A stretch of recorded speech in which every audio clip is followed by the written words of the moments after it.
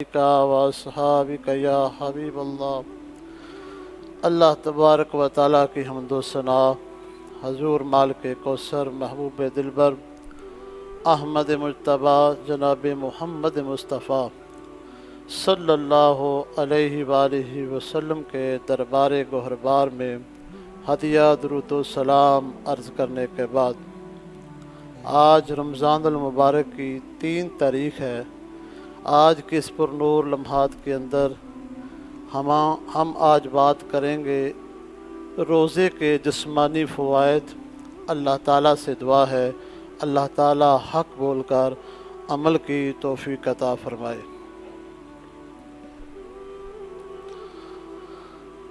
अल्लाह तबारक व ताला ने हम पर रोज़ा फ़र्ज़ किया है और रोज़े की हकीकत तब पता चलेगी जब हमारा सीना रोशन होगा।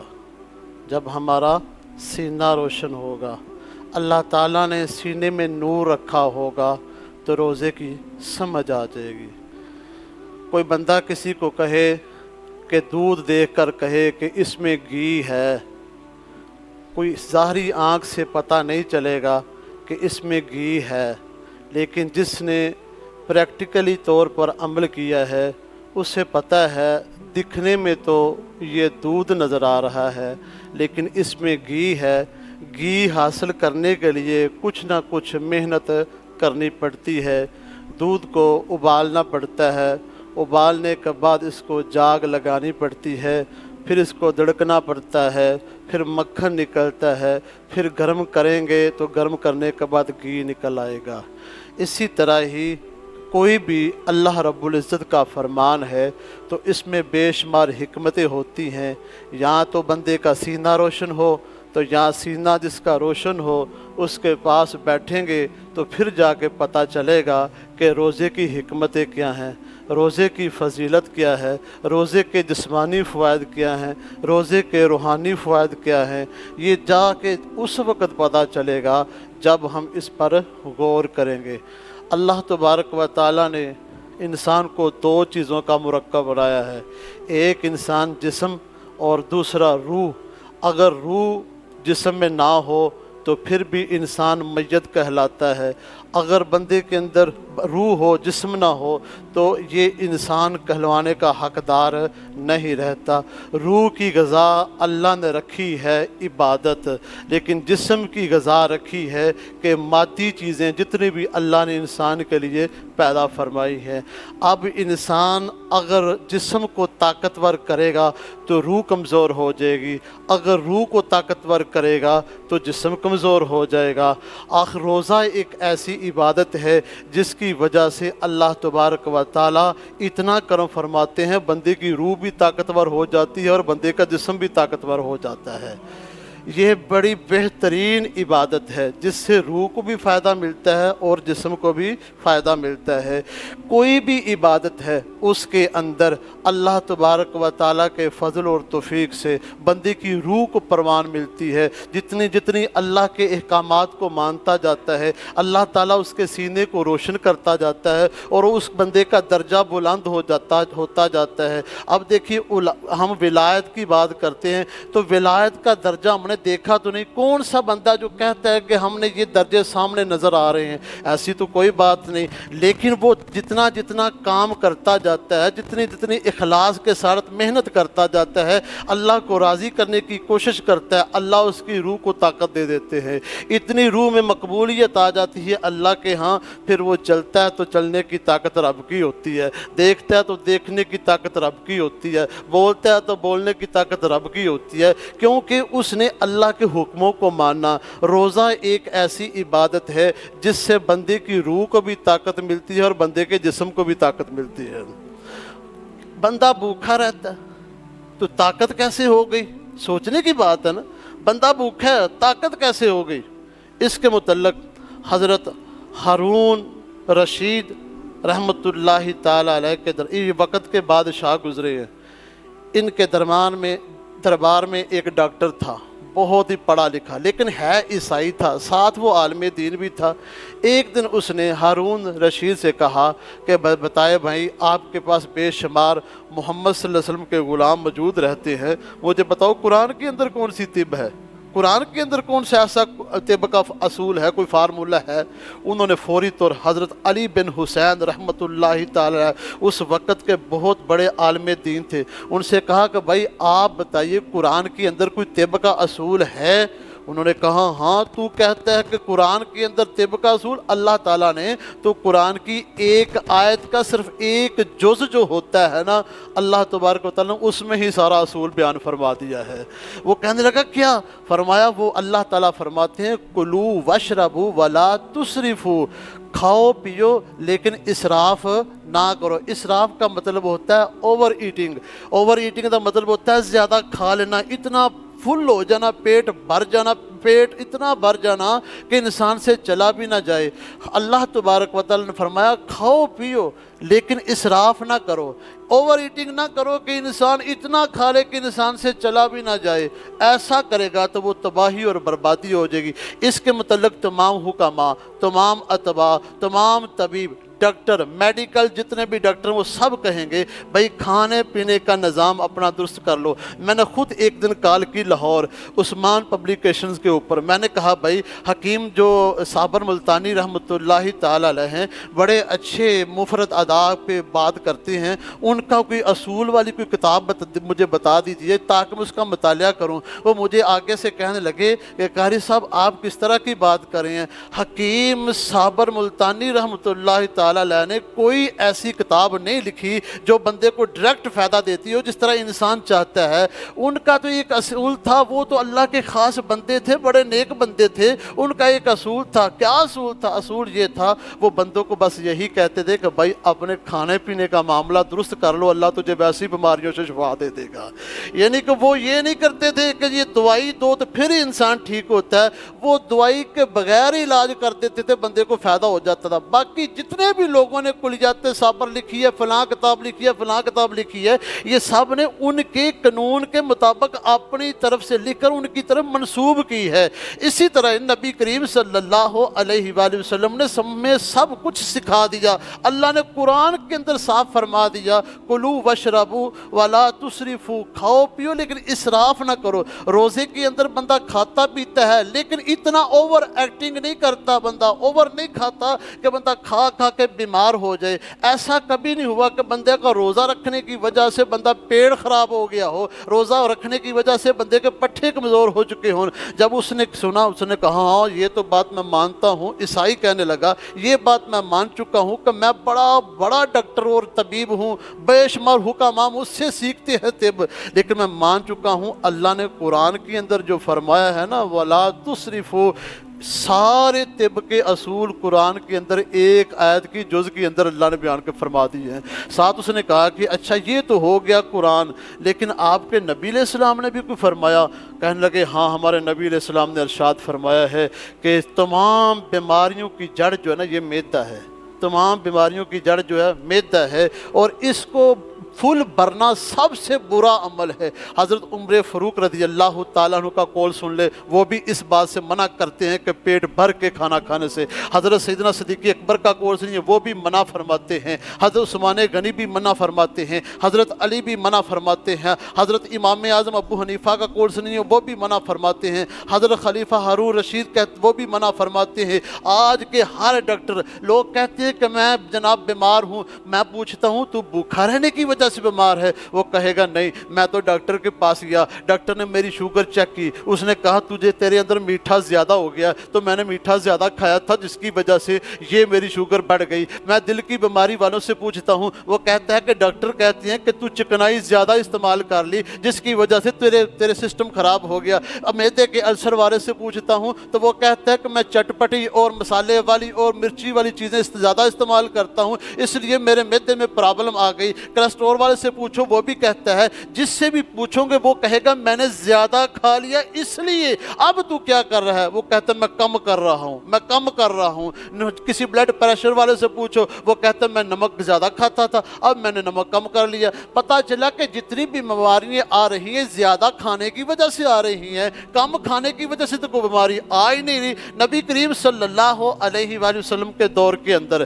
بلکہ اس نے جب عرض کی کہ اس نے پوچھا کہ جناب بتائیے نبی کریم صلی اللہ علیہ وسلم نے بھی کوئی طب کے متعلق فرمایا؟ کہا ہاں، حضور نے فرمایا کہ یہ پیٹ کو نہ بھرو۔ کہا اور بھی حضور علیہ السلام نے ارشاد فرمایا؟ کیا فرمایا؟ حضور علیہ السلام نے فرمایا اگر تجھے کھانا پڑ ہی جائے زیادہ تو پھر اپنے پیٹ کے 3 حصے بنا لو، ایک حصہ پانی کے لیے بنا لو، ایک حصہ کھانے کے لیے بنا لو اور ایک حصہ سانس کے لیے بنا لو۔ جب 3 حصے تم اس طرح بنا لو کہ سانس کا حصہ بھی چھوڑ دو گے تجھے بیماری نہیں لگے گی، اللہ تجھے شفائی عطا فرما دے گا۔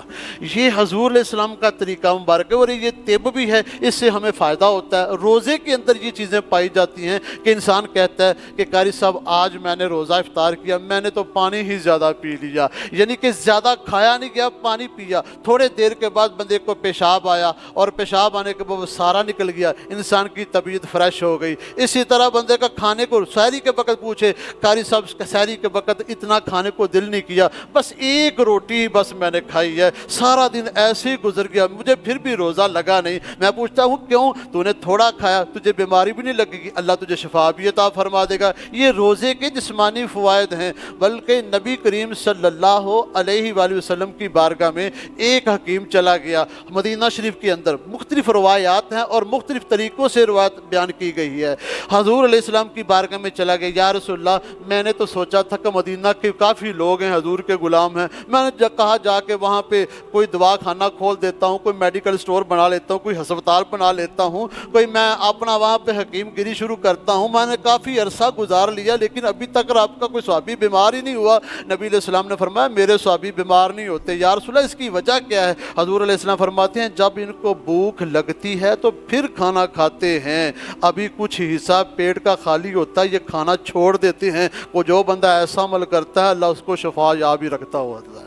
یہ نبی علیہ السلام کا طریقہ ہے۔ اور نبی علیہ السلام نے ساری زندگی پہ ایک دن کھانا کھایا تو دوسرے دن نہیں کھایا، 2 دن کھایا تو تیسرے دن نہیں کھایا، بلکہ حضرت سیدہ فاطمہ الزہرا رضی اللہ تعالی عنہ ایک دن نبی علیہ السلام کی بارگاہ میں کھانا لے کے چلی گئی، جہاں کہ عرض کی یا رسول اللہ حضرت علی کچھ کما کے لائے تھے تو میں نے وہ آٹا پیسا، سب کو روٹی کھلائی، امام حسن اور حسین کو بھی کھلائی، سب کو کھلا لی، تو میرا حصہ بچا تو میرے دل میں خیال آیا پتہ نہیں میرے ابا جان نے کھانا کھایا ہے کہ نہیں کھایا۔ کہتی ہیں کہ میں نے آپ کے پاس لے کے آ گئی تو حضور علیہ السلام نے فرمایا بیٹی 3 دن ہو گئے میں نے کھانا نہیں کھایا، 3 دن ہو گئے میں نے کھانا نہیں کھایا۔ آج ہماری سہولتیں دیکھیں، بادشاہوں سے زیادہ ہمارے پاس ڈشیں موجود ہوتی ہیں، بادشاہوں کے سب سے زیادہ ان سے زیادہ سہولتیں ہمارے پاس ہوتی ہیں۔ سحری کے وقت یا افطاری کے وقت ہمارے سامنے اتنے کھانے موجود ہوتے ہیں، ہم سے پورے کھائے نہیں جاتے، پیٹ فل ہو جاتا ہے لیکن کھائے نہیں جاتے۔ ہم اللہ کا نہ شکریہ ادا نہیں کرتے، نہ شکری پھر بھی کر دیتے ہیں۔ زبان کھا کھا کے گھس گئی، دانت کھا کھا کے ٹوٹ چکے، لیکن پھر بھی ہم اللہ کا شکریہ ادا نہیں کرے۔ لیکن کملی والے محبوب کی شان دیکھیے، اللہ کے نبی ہیں جو مدینہ میں بیٹھ کر جنت کی خبر کیا پوری کائنات کی خبر رکھتے ہیں، جن کو ما کان و ما یکون کی خبریں اللہ نے عطا فرمائی، ایسے علوم عطا فرمائے۔ حضور فرماتے ہیں کہ میرے لیے اگر اللہ کو میں کہوں تو اللہ میرے لیے احد پہاڑ کو سونا بنا دے۔ اور یہ اتنی بات کی تو آج کیا انگریز امریکہ کہتی ہے، امریکہ کہتا ہے، ان کے سارے جتنے بھی ناسا والے ہیں سب کہتے ہیں کہ اگر مصطفیٰ نے کہہ دیا ہے کہ یہ احد پہاڑ سونے کا بنا دوں، میں کہہ دوں تو ضرور یہ سونے کا ہی ہے۔ لوگ کہتے ہیں کہ غیر مسلم یہود و نصارہ کس پہ اٹیک کر رہے ہیں، یہ پاکستان پہ کیوں کر رہے ہیں؟ جتنی دیر تک پاکستان قائم ہے اتنی دیر تک کوئی میلی آنکھ سے بھی مکہ اور مدینہ देख सकता।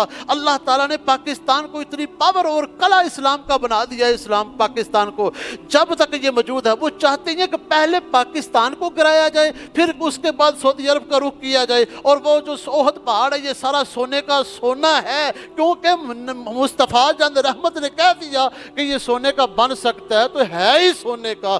जिसके लिए, जिनके लिए ये सोने का पहाड़ हो, क्या वो 3 दिन भूखे रह सकते हैं? क्या कि उनके पास खाने को कुछ नहीं आ सकता? और अल्लाह के बंदे वो खाते खुद नहीं थे, उनको तो खालिक़े कायनात खिलाता था। वो अपनी उम्मत को तालीम देते थे, जितना भूखे रहोगे उतनी ज़्यादा तुम्हारी सेहत होगी, जितने भूखे रहोगे उतनी सेहत होगी। बल्कि हज़रत बायज़ीद बुस्तामी रहमतुल्लाहि ताला अलैह एक दिन दर्स दे रहे हैं, दर्स देते देते भूख के फ़ज़ाइल बयान करने शुरू कर दिए। सारे लोगों ने कहा, हजूर ये आपने आज का टाइटल कैसा रख लिया, कैसा अनुमान रख लिया, कैसा मौजू रख लिया?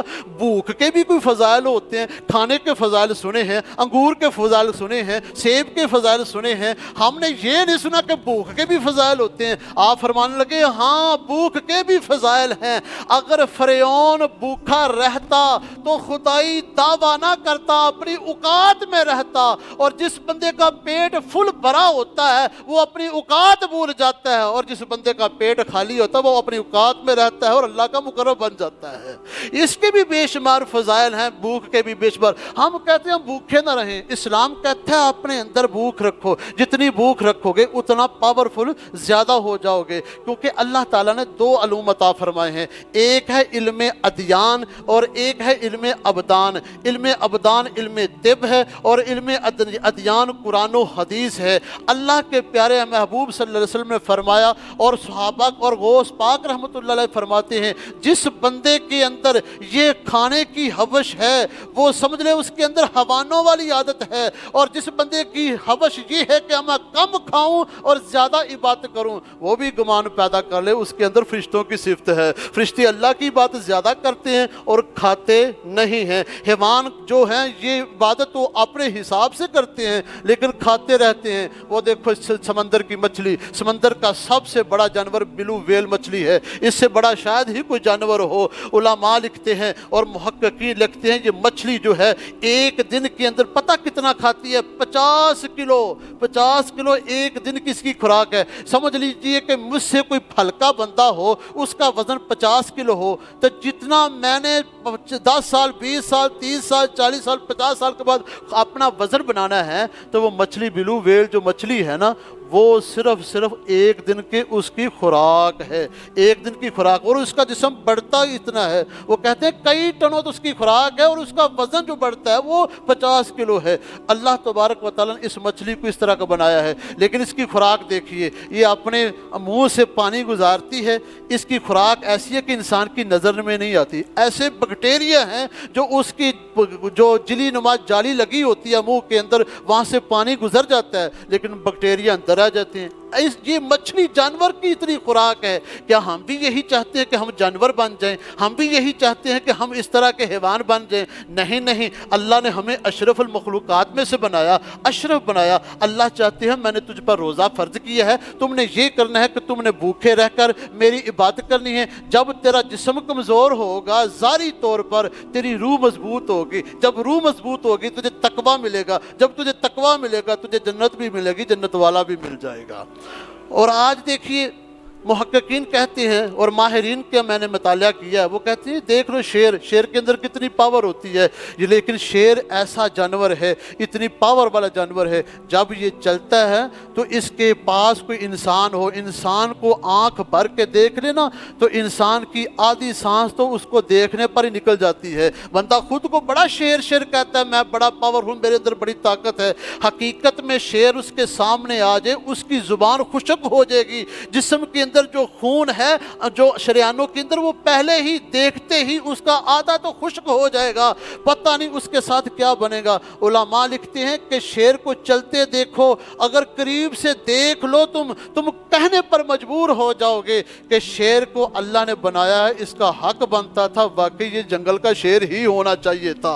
ये इतनी पावरफुल जानवर है, इतना पावरफुल जंगल का बादशाह है। मुहक्किकीन कहते हैं कभी गौर किया इसका खुराक कितनी है? उलमा लिखते हैं इसकी खुराक सिर्फ इतनी है, 8 दिन के अंदर सिर्फ 3 पाव गोश्त खाता।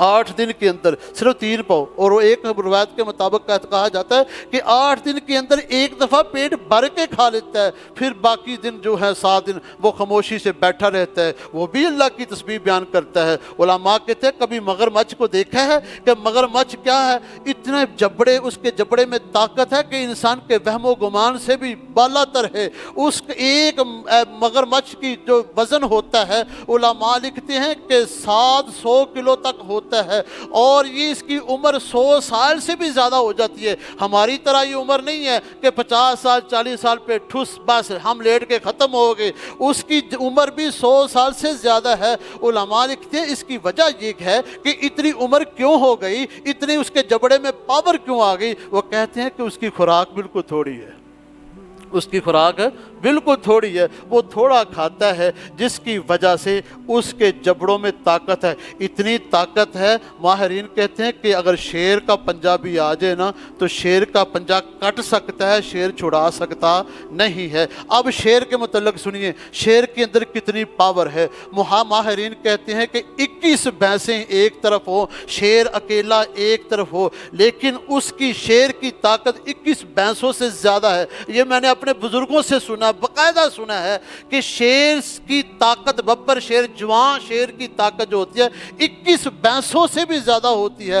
अब एक भैंस या एक भैंसा या एक बैल या एक जो होता है वो गाय होती है, इसको कुर्बानी पे हम ज़बह करने लगते हैं, उसके पाँव भी बांधते हैं, उसके चेहरे को भी पकड़ लेते हैं। कितने आदमी पकड़ कर उसको अकल के साथ नीचे गिराते हैं, ताकत के साथ नहीं गिराते। ताकत उसकी देखी जाए तो इंसान की ताकत उससे तो कई कदरे कम है, हम तो बहुत पीछे हैं। वो तो एक टांग मारे तो हम दूर जा गिरते हैं, और ऐसा है नेट पे ये चीज़ें मिल जाती हैं कि वो बैल ने एक टांग लगाई, उधर जाकर गिरा, वो कसाई था जो वो कटाई करने वाला, बहुत दूर जाकर गिर गया। ऊँट के अंदर इतनी ताकत है, लेकिन अंदाज़ा करो इतनी पावर वाला जानवर वो बंदे के ताबिया किस तरह हो गया। हजूर अलैहिस्सलाम से पूछते हैं, हजूर अलैहिस्सलाम फरमाते हैं जब घोड़े पे सवार होते हो, किसी सवारी पे सवार होते हो, तो सबसे पहले ये दुआ पढ़ा करो, सुबहान अल्लज़ी सख्खर लना हाज़ा व मा कुन्ना लहू मुक़रिनीन व इन्ना इला रब्बिना लमुनक़लिबून। इसके अंदर ये लिखा गया है, ये कुरान की आयत भी है और सफ़र की दुआ भी है। इसके अंदर ये है कि पाक है वो ज़ात जिसने इसे मुसख्खर कर दिया, इसको ताबिया मेरे कर दिया, वरना घोड़ा ताबिया हो ही नहीं सकता था। इतनी पावर वाला जानवर इंसान के काबू में नहीं आ सकता, इसको काबू किया तो खालिक़े कायनात ने किया। मेरे मुस्तफ़ा की शान देखो, हजूर अलैहिस्सलाम जब किसी जानवर को ज़िबा करने लगते, जानवर पहले लेट जाता। हमारे लिए जानवर इतना मुसख्खर कर दिया, ताबियादार कर दिया, तो हजूर के लिए कैसा ताबियादार किया होगा। बल्कि कहा जाता है कि ऊँट लाइन में लग जाते, ये भी रिवायत आती है, ऊँट लाइन में लग जाते कि या रसूलल्लाह आपके दस्ते मुबारक से हमारे हलक पे छुरी चलेगी। ये इतने मुसख्खर और इतने ताबियादार जानवर हो गए। इतना भैंस और भैंसा है, ईद पर ज़बह नहीं होता, इतनी ताकत वाला। अब 21 भैंसें एक तरफ हों तो अकेला शेर एक तरफ हो, शेर की ताकत ज़्यादा होती है। वही शेर अगर मगरमच्छ के मुंह में हाथ डालता है तो वो अपना हाथ छुड़ा नहीं सकता। क्यों? कि उसके मगरमच्छ के जबड़े में ताकत बेशुमार है। उलमा कहते हैं क्या इंसान तू समझ जा, अगर मगरमच्छ जो है वो तो चंद पाव उसकी खुराक है, तो खुराक होने की वजह से उसके पट्ठों में ताकत है, उसके मसल में ताकत है। ताकत की वजह शेर भी अपना पंजा नहीं छुड़ा सकता। तो अल्लाह तबारक व तआला ने तुझ पर रोज़ा जो फ़र्ज किया है, ये भूखा मारकर तुझे कमज़ोर करने के लिए किया है? नहीं नहीं, अल्लाह ताला ने तुझे खाने के असूल बताकर तेरे जिस्म को कुछ भूखा रख कर इतना पावरफुल बनाना चाहता है कि मेरा बंदा इतना ताकतवर हो जाए, शैतान से भी लड़ना चाहे लड़ जाए, कुफार से लड़ना चाहे तो कुफार से भी लड़ जाए। ये रोज़ा रखने के बाद उसके जिस्म में भी पावर आ जाएगी और उसकी रूह में भी पावर आ जाएगी। क्योंकि इंसान के अंदर इतनी रतूबतें पैदा होती हैं। अगर रतूबतें इंसान की बढ़ जाएं फिर भी इंसान बीमार हो जाता है, अगर रतूबतें कम हो जाएं तो फिर भी इंसान बीमार हो जाता है। चाइना के साइंसदान कहते हैं कि इंसान साल में اگر 25 سے 30 دن اگر 8 10 12 گھنٹے کھانا نہ کھائیں چھوڑ دیں تو ان کو کینسر کی بیماری نہیں ہوتی۔ میں کہتا ہوں کہ چائنا کے ڈاکٹروں تم نے تو آج کہا ہے، 1450 سال پہلے اللہ نے قرآن میں بھی فرما دیا اور مصطفیٰ کے فرمان میں بتا دیا، جو روزہ رکھے گا اللہ تعالیٰ اسے اس کی روح کو بھی طاقت دے گا، جسم کو بھی طاقت دے گا اور جسم کو شفا بھی عطا فرما دے گا۔ وآخر دعوانا ان الحمد للہ۔